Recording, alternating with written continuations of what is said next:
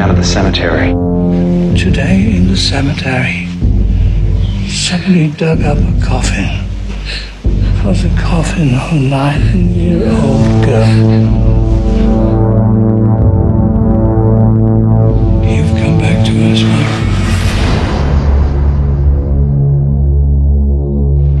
When are they going to realize that she is not him? She's just a child. They know that Michael Myers is her uncle, and that she attacked her stepmother. That's why they fear her, especially on Halloween. You're afraid. You're afraid the whole thing might start to happen again. How many people did he kill last year? Have you forgotten? But you never looked into his face, did you? You never saw his eyes. You never saw that nothing, no expression, blank. Huh? My memory goes back 12 years. I prayed that he would burn in hell, but in my heart, I knew that hell would not have him. Michael Myers is outside. The National Guard will take him to a maximum security facility, where he'll stay till the day he dies. Never die.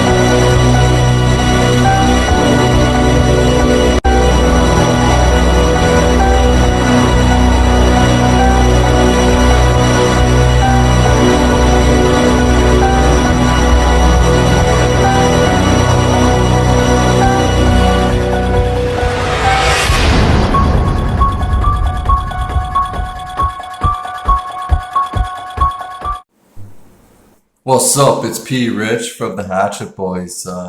Today I'm going to be reviewing and discussing Halloween 5, The Revenge of Michael Myers. Michael lives, at this time, they're ready. Oh my fucking god, man. Oh, Jesus Christ. Oh, shit, man. Alright. So, Halloween 5 is a 1989 slasher film, co-written and directed by Dominique Othenin-Girard, and it stars Pleasence once again, and Danielle Harris. And Halloween 5 is the fifth installment in the Halloween series. It follows serial killer Michael Myers, who again returns to the town of Haddonfield to murder his traumatized niece, Jamie Lloyd, with whom he now shares a telepathic connection with. Oh my fucking god, man. It just gets worse. Like, oh man, it's true. The more sequels you do, the worse they get. And this is fucking example of that. It is. It's fucking brutal, man. Alright, I will be getting into the positives and negatives of this film, but the negatives weigh down the fucking positives big time in this movie. So after the previous installment, Halloween 4, The Return of Michael Myers, 1988, Halloween 5 was rushed into production by executive producer Mustafa Akkad. Yeah, he just wants to make all that money, you know. He doesn't give a shit if it's good or not. Well, sort of in a way, but not really. I find he wanted to rush this in right away. Yeah, so the original screenplay, which was still under revision, of supernatural horror, included Jamie possessing a telepathic link to Michael Myers, as well as a storied subplot in which Michael Myers, under the influence of a cult centered around the ancient ruin of Thorn, is driven to kill his bloodline, while the final cut of the film features a mysterious man in black character. The Curse of Thorn subplot was largely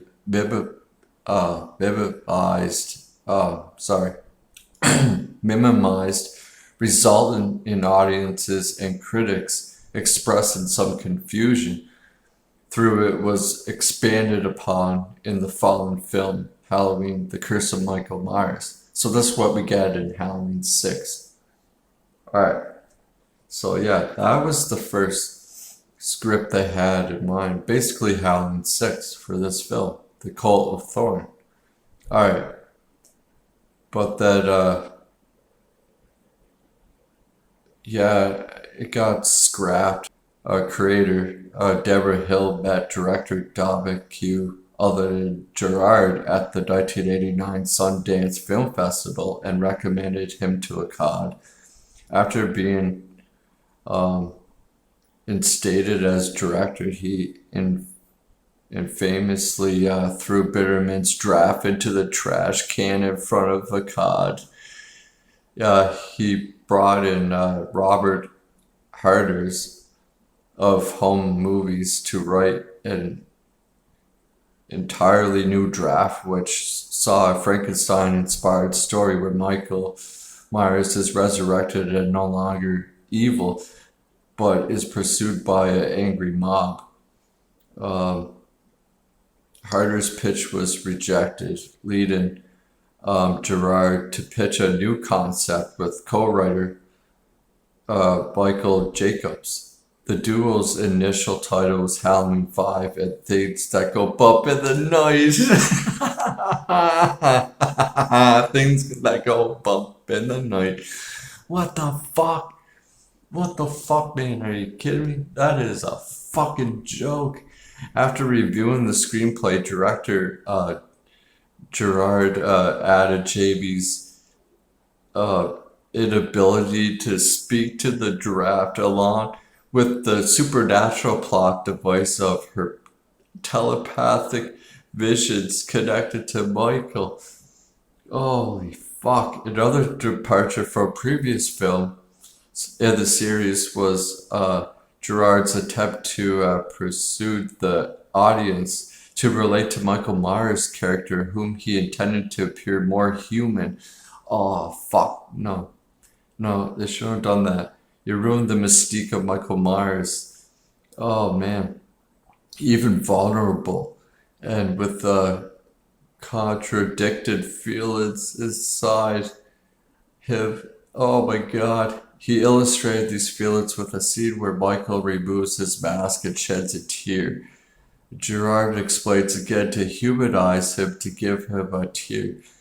If evil, or in this case, our boogeyman knows pain or love or demonstrates a feeling of regrets, he becomes even more scarier. No, he doesn't. No, he fucking doesn't. He becomes less scarier, man. He does. That's the whole thing with John Carpenter's first film. Not knowing if Michael Myers is fucking human or supernatural. We do not know. And that's what makes Michael Myers fucking scary, man. What the fuck, man? This guy's fucking idiot. Big time. Anyways, so he shit all over that, man. He ruined it. He ruined the mystique of Michael Myers. He basically just made him fucking human. Like the fucking teardrop coming down his eyes. Fucking ridiculous. Not only that, there's so many scenes in this movie. It's just fucking ridiculous. Him floating down the fucking river. Rolling down the river.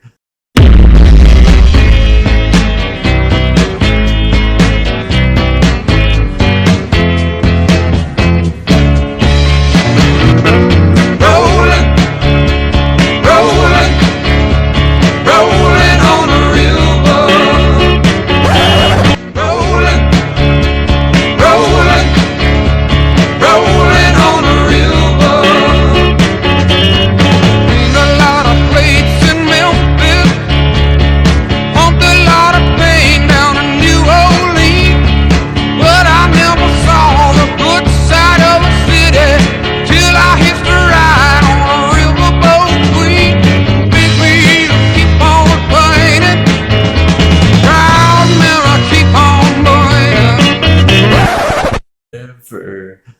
You know what I mean? And then what else? When he's in jail, he's playing with this chains. He's like, oh fuck, they caught me. Like, oh my god, man. All right. Yeah. Woo. So, yeah, he just wants to humanize Michael for sure.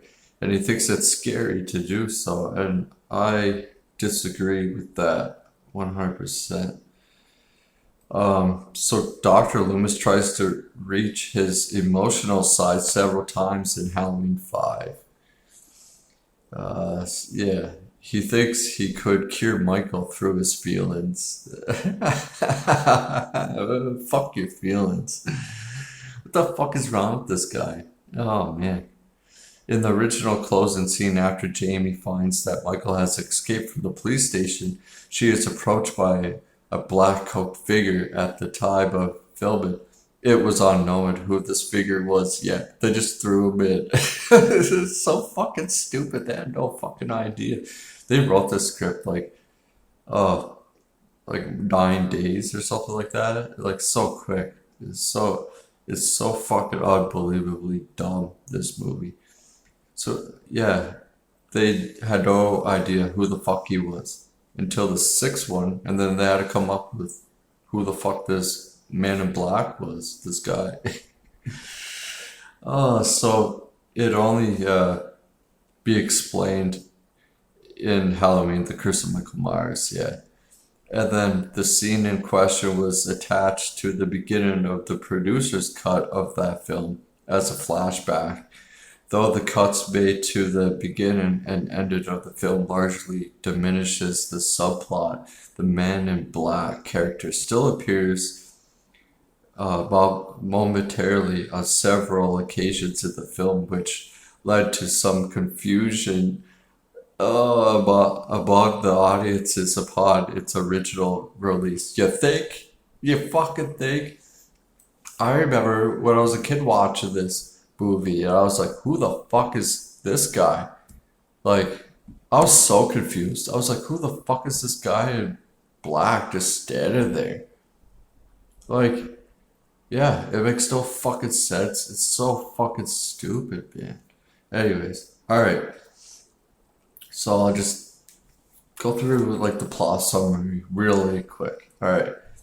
So on October 31st, 1988, Michael Myers is shot down a mine shaft by Sheriff Ben Meeker and the state police, but manages to crawl out before dynamite is dropped down to finish him off. He floats down the river. Fuck, I get a kick out of that scene. It's so fucking stupid. He's like going down the river like a fucking log from the, oh my god, man, a fucking flu ride. Oh, it's brutal. So stupid. So he manages to crawl out before, yeah, he crawls out of the river, like he stumbles upon a shack of an elderly hermit who nurses him back to health. 1 year later, he awakens and kills the hermit before returning to Haddonfield to resume the hunt for his niece, Jamie Lloyd. It's, oh my god, man, it's so fucking stupid. And this is when we see the tattoo of Thorn on his wrist. And this old man, like, looking after Michael, it's like, oh man. And the fucking parrot he's got, oh, it's so fucking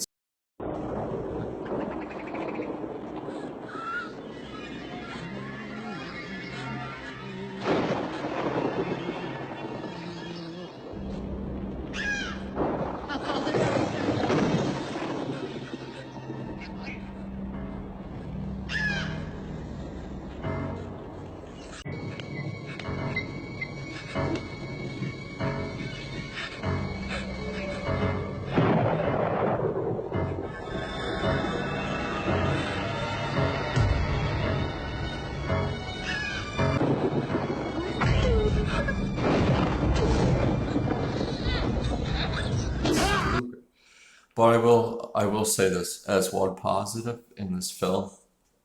I do like the opening credit scene with the pumpkin when he's slashing up the pumpkin. I like that. It was good. I remember seeing it the first time as a kid. I was like, oh man, this is gonna be good. This is gonna be spooky. It's good. Yeah, I like it. And then we get this shit.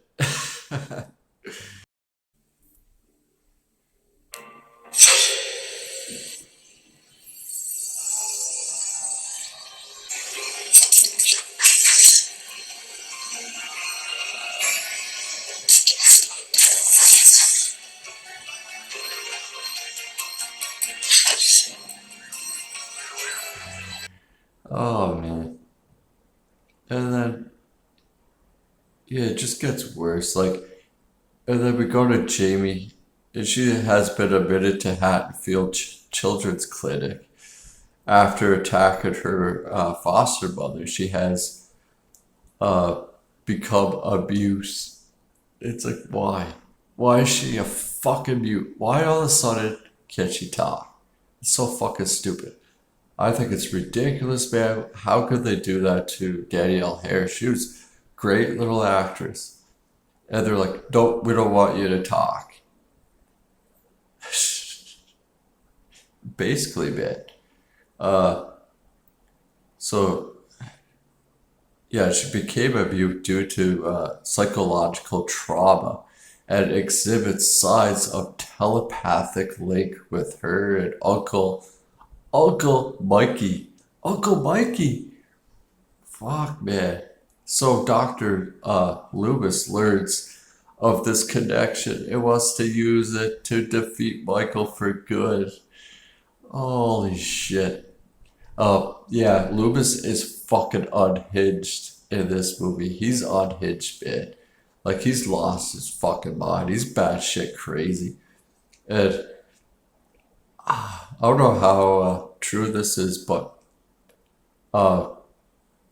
there's rumors say that he smelled like liquor every day he was on set during this movie. You know what? Probably. He's probably fucking tired of it, but he wanted to do it, so obviously for the money. But, oh man, like, they said they could smell, yeah, alcohol off his breath. But, like, in some of these scenes in this movie, it shows, like, it seems like he's drunk as fuck. He's like, tell me where he is! Where is he? Yeah, it's fucking hilarious, man. I got a kick out of Loomis in this movie. So yeah, he's going to use Jamie Lloyd's telekinetic, her psychic powers to stop Michael Myers, Jamie's foster sister Rachel, and begins stalking her friend Tina Williams. So yeah, Michael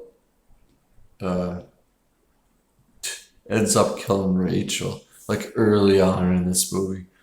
I mean, like, it would have been cool to have Rachel either live or die, but at least take her right to the third act of the film, right to the ending. And then we're introduced to Tina, and she is annoying as fuck, man. Her character is so fucking annoying. No disrespect to what's her name who plays her, but my god, man, she's so fucking annoying. And it's like, why carry Tina? Like, we just got introduced to Tina. It's like, yeah, the fourth one, there's no fucking Tina, and then all of a sudden, like, there's Tina, and she's like best friends with Rachel, and now we're supposed to be rooting for Tina after Rachel dies. It's fucking bullshit. And the scene where Rachel dies, it's bad. It's fucking bad.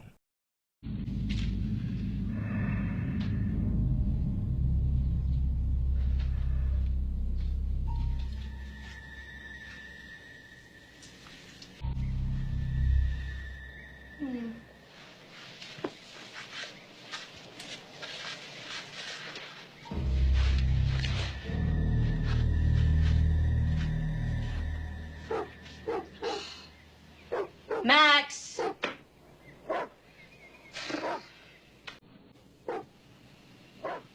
Max?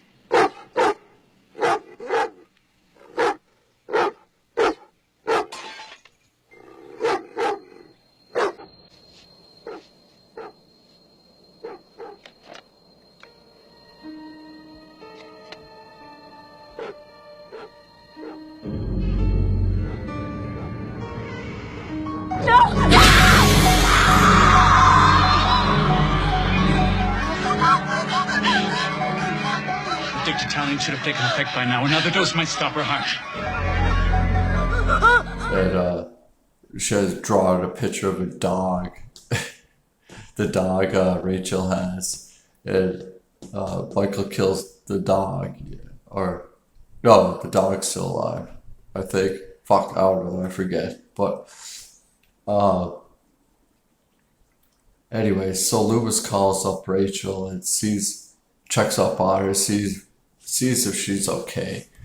And she says, yeah, like, but like, you think she would listen to Loomis after the fourth film and get the fuck out of that house, but she doesn't. While Rachel's outside waiting for the cops to finish checking the house, they come out and listen to the dumbest, goofiest shit sound effects ever. What the fuck? It's like a cartoon. What about Max? Adobe, right? It's bad. It's fucking bad. Yeah, fuck.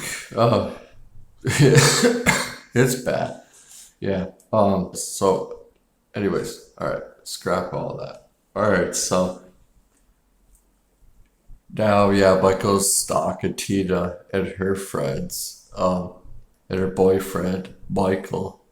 They couldn't come up with another name. So they're like, let's just name him Michael too. It's fucking dumb. But anyways, they're at the shop. He's getting his car fixed. And, oh, fuck. This scene's fucking dumb too. Michael, like,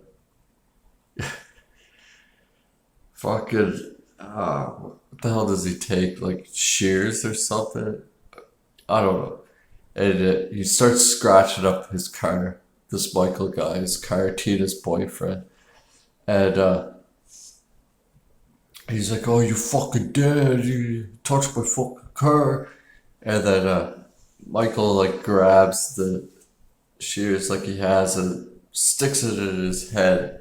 But just the way it was edited looks fucking horrible. It's bad. It's a shitty ass.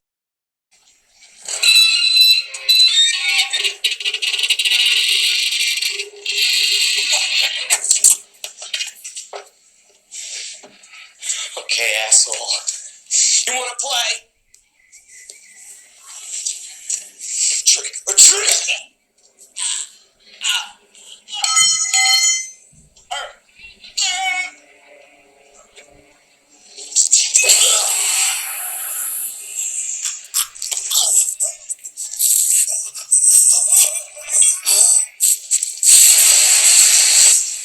Now, Michael is posing as her boyfriend that he killed. Tina attends a Halloween party at the Tower Farm. But, like, Michael is wearing this other mask. And he won't say a word to her.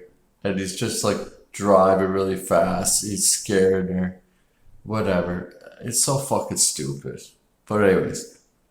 So, he drops her off at the Tower Farm with her friends. It's Sam and Spitz.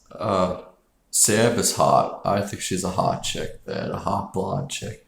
She's hot. Spitz is annoying as fuck. I'm so glad when this guy dies. I wish Tina would fucking die too. But this Spitz guy is really annoying. Anyways, so Jamie's like knows that Michael followed them, and she's like partly regained the ability to speak, but not really. And there's another little kid at the clinic. His name's Billy, and he stutters. And it's fucking hilarious. While she's having one of her episodes, Loomis is there to find out where Michael is, if she could talk, and then she just like cookie, and he's like, and the stuttering kid is like cookie, and then and she's like woman, cookie woman, and Loomis is like fuck cookie woman, who the fuck is cookie woman?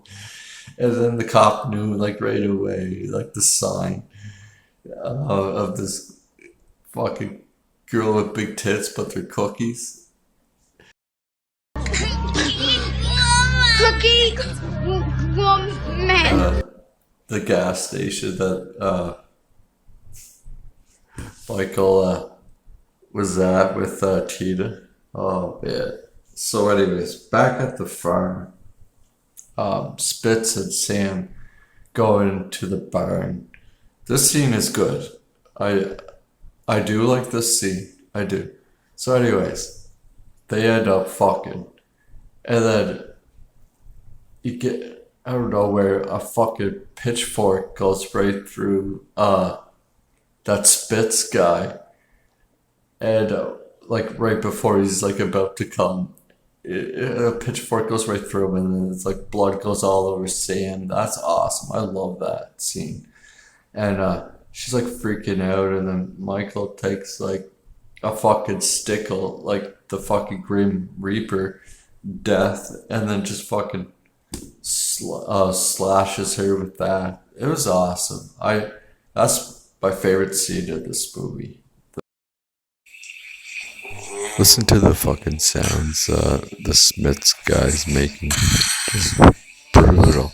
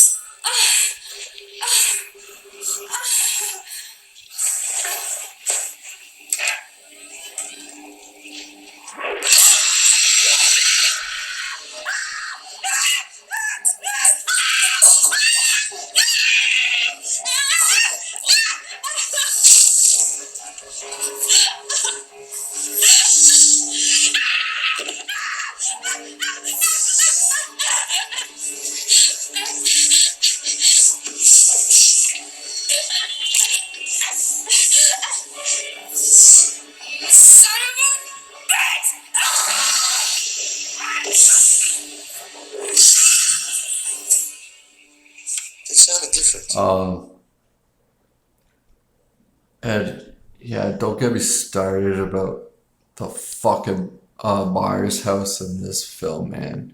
They couldn't find one house that would remotely like look similar to the Myers house. No, they couldn't. So they picked out Dracula's fucking house. And that's what he intended too. That's what he even says. Girard, the Dominique Girard director, fuck face there. That's what he says. He intended to make the Mars house fucking Dracula's house. Because it had more room and a laundry chute. That's what he says. Anyways, alright. So the cops and Loomis go to this farm, and the scene when Michael's chasing down Jamie, when Jamie and the starter boy run off out of the clinic, and they Jamie knows where Tina is or whatever, right? And Michael. So they run off to this farm, but Loomis like follows them or whatever. But this scene is good too. I do like the scene when Michael's like trying to run her over, Jamie Lloyd, and apparently I guess the stunt driver driving almost fucking hit her. Oh, it's crazy, man. But anyways.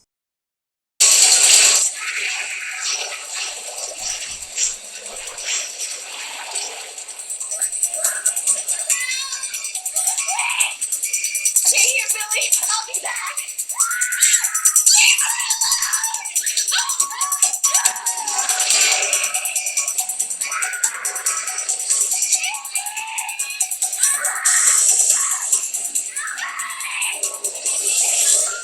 Michael ends up rolling his fucking car. The car, it blows up, and Loomis is like, "You want her? You come. You go back to your house. I'll meet you there." And oh man, it's so fucking stupid. Jamie agrees to help Loomis and to stop Michael once and for all. So Loomis and Meeker create a setup at the abandoned Myers house to lure Michael back to his fucking Dracula childhood home. The police receive a call saying Michael has broken into the clinic, and then Meeker leaves, and most of the officers leave. However, this call is merely a diversion. Michael appears and kills the remaining officers. Loomis tries to reason with him. Yes, this is what we get. Loomis, instead of killing fucking Michael, he tries to reason with him. But Michael slashes him and throws him over the stair banister. And then Michael pursues to kill Jamie throughout the house. He's chasing after her up to the attic, where she finds the bodies of Rachel and her dog. So you're telling me Michael carried Rachel's body and the fucking dog to his house? What? Like, it just doesn't make fucking sense, man. They're like, hey, let's just put the bodies in here and get even scarier reaction from fucking Jamie Lloyd. Like, it's so stupid, man. Tina's boyfriend is in the attic with Rachel and the dog. As Michael raises his knife to stab her, Jamie addresses him as uncle. She's like, "Uncle?" Causing him to pause, and he agrees to remove his mask. Yeah, she's like, "Let me see." And Jamie sees his face, and he starts shedding a brief tear. Oh my god, man, it's so fucking stupid. Like I was saying before, it just like completely humanizes him. It just takes all the mystique out of Michael whatsoever, man. It fucking ruined it.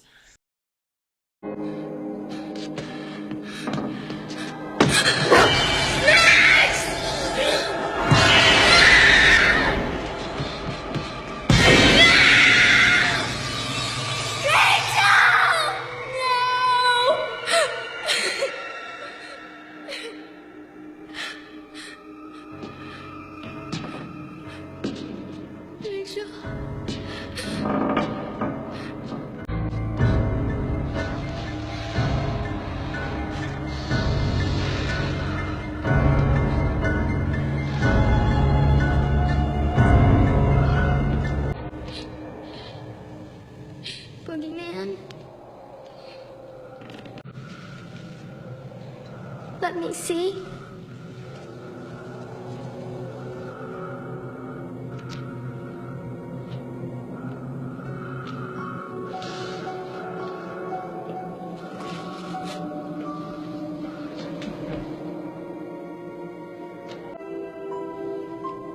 Did just like me.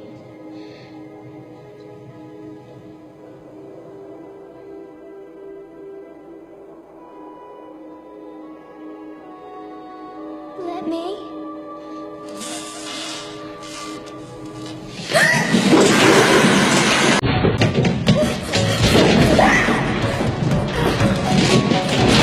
Chases her again. Loomis reappears and uses Jamie as live bait to lure Michael into a trap. He shoots Michael with a tranquilizer gun like he's a fucking bear and beats him unconscious with a wooden plank before suffering from a stroke and collapsing on top of him. Oh my god. It's like fucking Tommy Jarvis from Friday the 13th Part 4. He's like, die, die, die. Oh shit, my heart. Fucking collapses on Michael. It's like, what the fuck, man? It just gets worse and worse.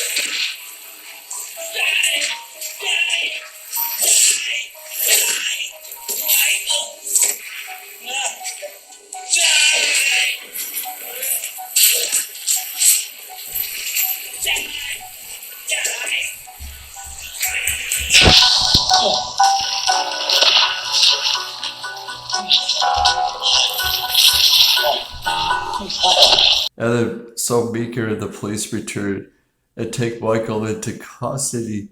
He is locked into a cell at the police station, still wearing his fucking mask on. And he's like, oh shit, you caught me. Like, it's so fucking stupid. His head's down and he's like playing with the chains. Oh man, it's brutal. So he's sent to the police station until he can be transferred to maximum security facility for the rest of his life. As Jamie prepares to return to the clinic, a mysterious man in black who has been quietly observant all day arrives and shoots up the station. It's so fucking stupid. It just out of nowhere with a fucking Tommy gun. He's like shooting them all like he's the fucking Terminator. And he goes to Michael, come with me if you want to live.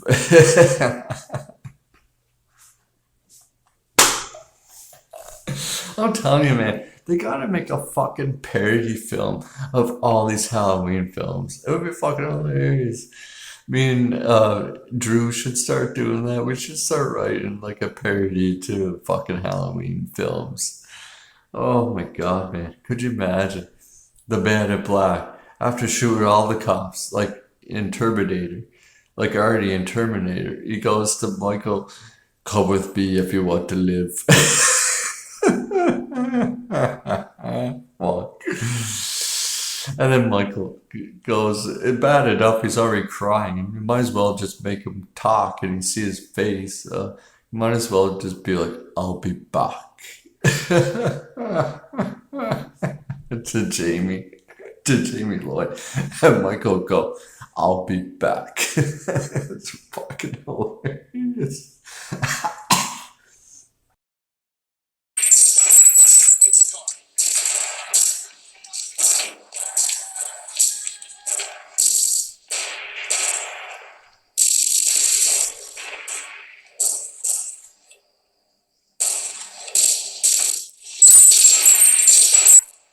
Anyways, the man in black breaks out Michael's.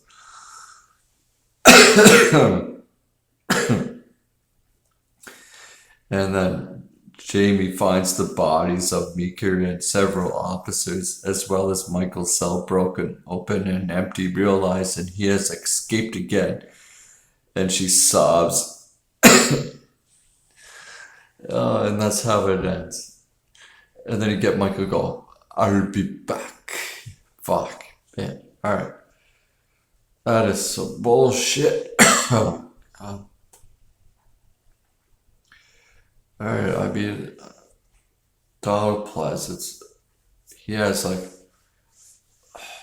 some good dialogue in this film. He does. Yeah. He's like, there are some good moments with Loomis in this film. I give it that. The scene where Jamie Lloyd is being chased around the house in the Myers fucking Dracula house, and she's in the laundry chute. That was good. I like that scene. I give that ending, like that scene, like, yeah, I like that scene. And Michael's stab at the vent, trying to kill her, and in real life, she got slashed by the fucking knife. Like, that's sketchy, man. But anyways, yeah, so Danielle Harris actually got hit with that knife. Ellie Cardell, man, she's like barely in this fucking movie. They should have kept her. Either keep her, like, her right to the end of the movie. If you either, like, make her live or die, who gives a fuck? But I really like Rachel. And then we get Sheriff Ben Meeker again. He's okay.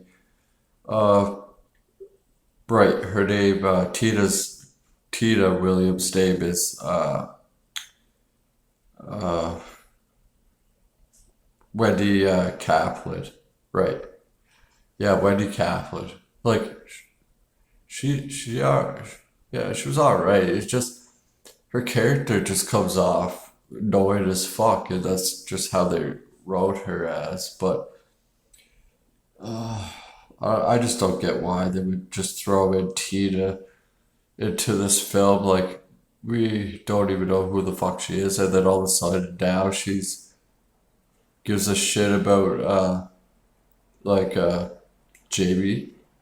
And she's taken on like the mother role or the sister role of Jamie. It just makes no fucking sense. Ellie Cornell was pissed that they killed her off so like early in this film. And the way they killed her off originally, they were going to get Michael to take scissors and shove them down her throat. Yeah, she rejected that idea. Like, she thought it would be too gruesome, so she wanted them to change it to Michael just stabbing her in the stomach with the scissors instead. Yeah. So yeah, Don Shakes. I'm not the biggest fan of him. Probably just what he was given to do. Yeah, the mask is fucking horrible. I can't stand this mask. I heard people say it's like Nicolas Cage.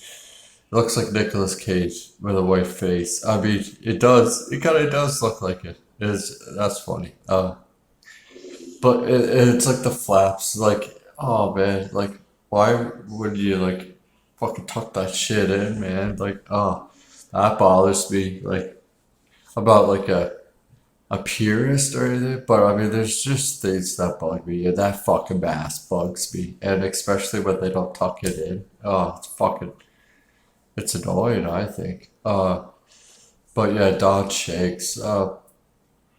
Yeah, and he plays the Man in Black too in this. So fucking stupid. The Man in Black. Yeah, he played in two of the Silent Night, Deadly Night films as well. Um, I believe he's a stunt actor too, isn't he? Yeah. Alright, so uh like I kind of mentioned briefly before, like the things I do actually like about this movie, the opening scene with the pumpkin, that's great. I love that. And the edit in that opening scene is great. I really do enjoy that. And then yeah, overall, like camera work in this film isn't the greatest. The lighting, it's not the best either. There's a couple shots of this that are okay. I found the fourth one, the cinematography of that film is fucking way better. This one, it's not that great, and like the whole like set of Myers' house, fucking Dracula's house, I don't like it. Uh, yeah, it was a fucking horrible decision for sure for doing that. I do like the scene where Danielle Harris, Jamie Lloyd's getting chased down by Michael with the car. That's a great scene. It does finally build up suspense in this whole fucking movie. That scene, the scene where she's in the laundry chute, I really enjoyed. That had some good suspense to it. The rest of the fucking movie, not at all. The barn scene, not much suspense, but it was just like good kills in that scene. And that scene was lit pretty good. I do like that. I do like that set in the barn. Yeah, it's a good set. I like that. Yeah, just like the set where it's the hermit house is fucking stupid.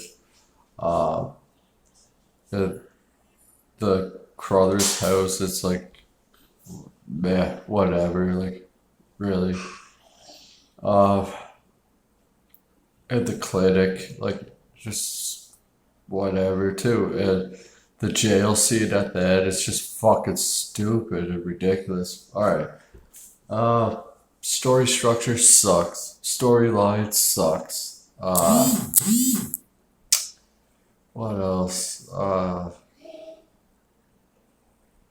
The sound isn't that great. The music is decent. It's decent.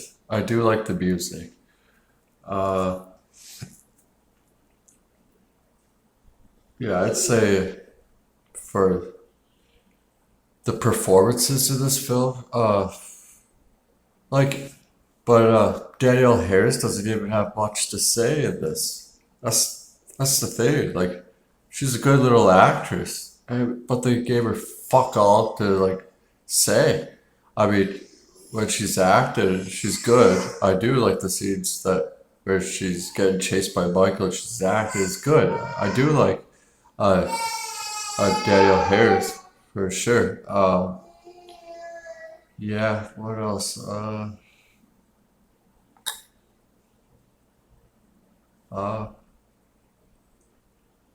yeah. The ending is fucking stupid. Uh, the whole Man in Black is fucking dumb. Um,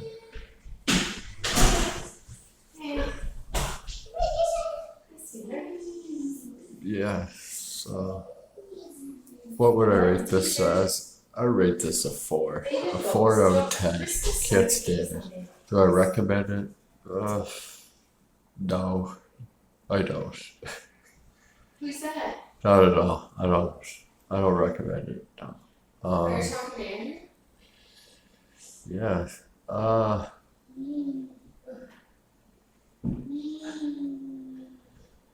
Yeah, and this movie did horrible as well. Yeah. Uh, Alright, so that's my review for Halloween 5. Oh. Alright. Alright, thanks for watching. Bye, everybody.